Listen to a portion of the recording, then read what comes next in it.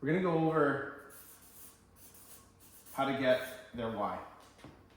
The easiest way to find somebody's why is to build rapport. Because rapport will inevitably get them to, like we mentioned before, know you, like you, and trust you. You need to be building rapport throughout the entire process. When you're out in the world, and maybe you're at a dinner with a family member who you're not a big fan of, I think it was Abraham Lincoln who said, introduce me to a man that I don't like, and I'll show you a man that I need to know better, or like I need to like him better. If you go out of your way to learn things about other people, inevitably there's going to be traits that they have that you're a fan of. Jordan Belfort has something called the straight line persuasion. I believe there's a book about it, there's definitely videos about it. But his logic is a sale should be directed in a straight line. The way that I like to think about building rapport with a client is getting them to the next step. Because as a salesperson, your goal should be throughout the entire process to get the client to the next step every time. If you can get them to the next step, inevitably, one of those steps is them taking the delivery of the vehicle and therefore getting you paid, like we talked about before. If, for whatever reason, the client doesn't want to come in after you greet them, build a rapport with them. You can be out on the lot, give them a firm handshake, make eye contact, and start working on their why. Hey, what brings you in today? Maybe the guy says I'm here for parts. Oh, perfect, sir. You're fucking that way. Don't even come over here. I'm just kidding. Assuming that the client is here to purchase a vehicle, because you should genuinely assume that anytime somebody walks onto the lot and they are looking for a car, they are there for a reason. I promise you, people aren't just there to come look at cars. There are barriers of communication that need to be the buffers, or the buffers of the rapport zone. You need to stay in this rapport zone. What I mean by that is there is such a thing as too much rapport. If you're communicating with somebody and you guys decide you're both super interested in model planes, I don't know. Well, it's very possible that all of a sudden, when you're supposed to be talking to the car, or talking to the client about the car, that you start talking about rapport and you go, whoa! And you start talking about model planes and you totally forget to go back to the process, back to the straight line. Inevitably, what will happen is you will run out of time with that client. Now, he may leave thinking, wow, this guy was the coolest dude I've ever talked to, super interesting. I'm not here, and you're not here to make friends. You can get them to know you, like you, and trust you, and you can have a certain level of friendship, but it's important. Your job is to deliver that car. Therefore, you need to stay on task. In this case, we start talking about, I'm not interested in model planes, but he is. We start talking about model planes. I noticed that this rapport line is starting to hit the buffer zone. I need to steer it back down to my next step. Now, perhaps in this case, I'm not going to be talking about model planes on the lot, so let's say we're doing the guest sheet. I might go, oh yeah, speaking of which, now that you mentioned that, actually that reminds me, there's a bunch of different words or word tracks that you can say to bring you back to your straight line. Now in that case, oh, that reminds me, what's the best number to contact you at? Boom, get the phone number. Anyway, okay, cool. So you were saying about planes, whatever, you're still chatting, you're building rapport, you're asking questions. Remember, 80-20 rule, he's talking 80% of the time, you're talking 20% of the time, or less if possible.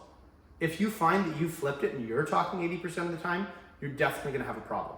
So again, let's say now, you went from model planes, you got his phone number, and you start talking about his family, and I'm genuinely, there needs to be an emphasis on this. You should be genuinely interested in the things they're talking about. I don't know anything about model planes. This is an opportunity for me to learn this much about model planes so that the next person who comes in, I can talk, my 20% is this much. I can add this much to the conversation because I know a little bit about model planes. Ridiculous example. I've never met somebody who likes model planes, but I'm sure there's somebody out there. Okay, what's your phone number, sir? Okay, you're chatting and we hit the buffer zone. Do not hesitate. I'm not saying you need to take it to the buffer zones every time. I'm just using this as an extreme example of, let's say, somebody who's more than happy to talk about all the things that they like talking about, because when you're really good at your job, you're gonna be able to identify the things that get them willing to communicate with you about things that are non-car related. Okay, what's your phone number? And he starts chatting and you decide, I'm gonna turn this one back early. He's been talking for too much time. Remember, we want to speed up the process as much as we can. So, okay, what's your phone number? Oh, you're chatting about guest sheets. Let's say, okay, do you have a payment that you would like to hit? Oh yeah, I'm looking for roughly this much. Okay, cool. What kind of car do you want? Or maybe you jump right to the next step. What kind of car do you want? Oh, I'm looking for an SUV. Oh, perfect. Why an SUV? Oh, my family's growing and blah, blah, blah. Oh, no way, that's super exciting and blah, blah, blah, blah, blah, blah, blah. Okay, how many seats do you need? Or what you'll be trying to find, okay, in these buffer zones is you do not need somebody to tell you how many seats they need directly. When you're learning how to communicate with somebody, you're listening for the information that's said in between the lines. If he says, I have 2 kids now, I've got another one on the way, and I've got a dog, he needs more than 5 seats. He does, or she does.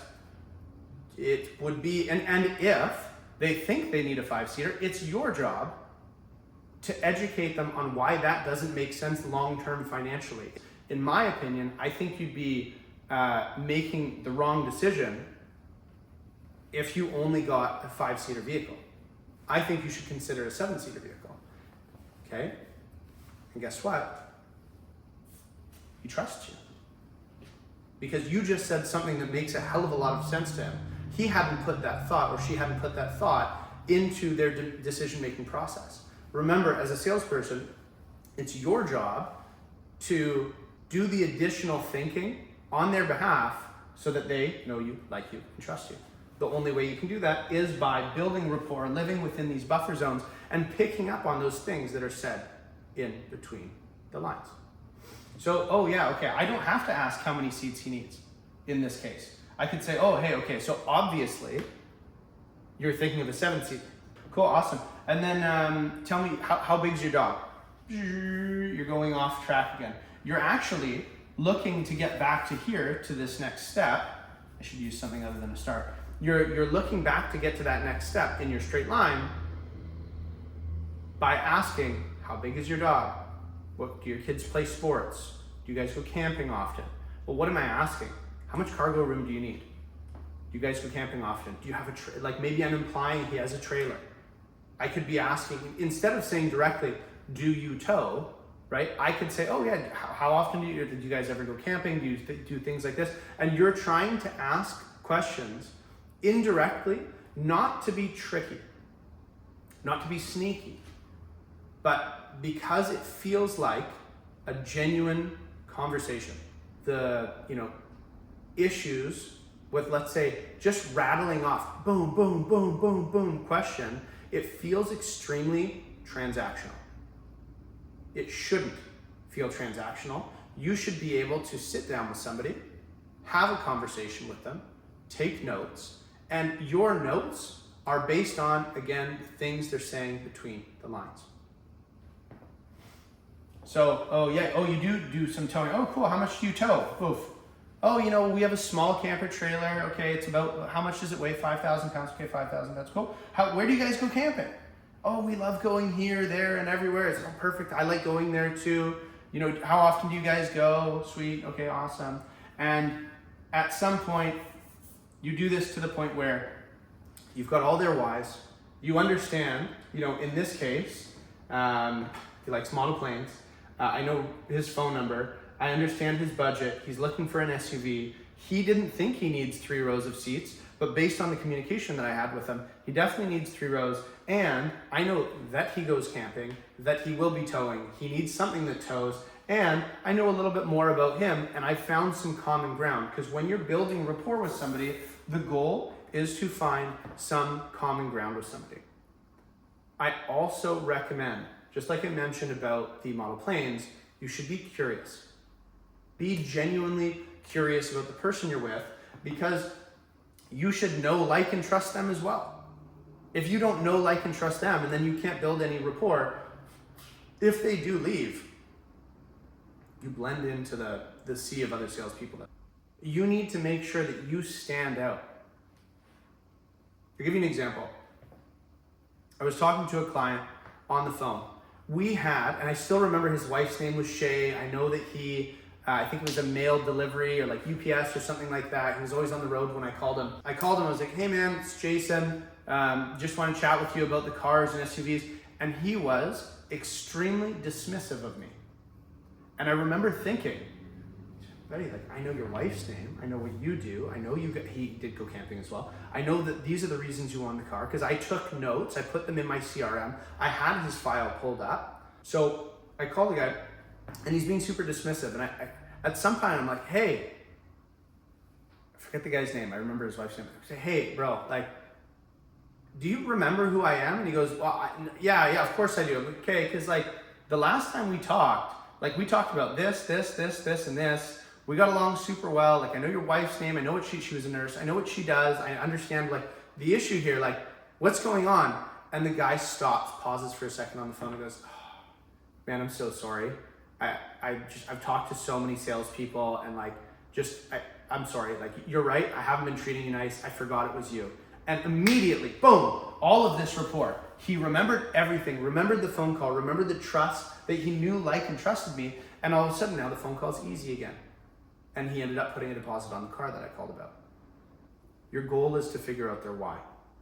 The way that you figure out their why is to build rapport and stay in your rapport buffer zone. Remember, you don't need to ask the questions directly. You want to find the information that's in between the lines. Focus on building that rapport throughout the process. Rapport doesn't just stop at the guest sheet. It doesn't stop when you deliver the car. It carries on forever.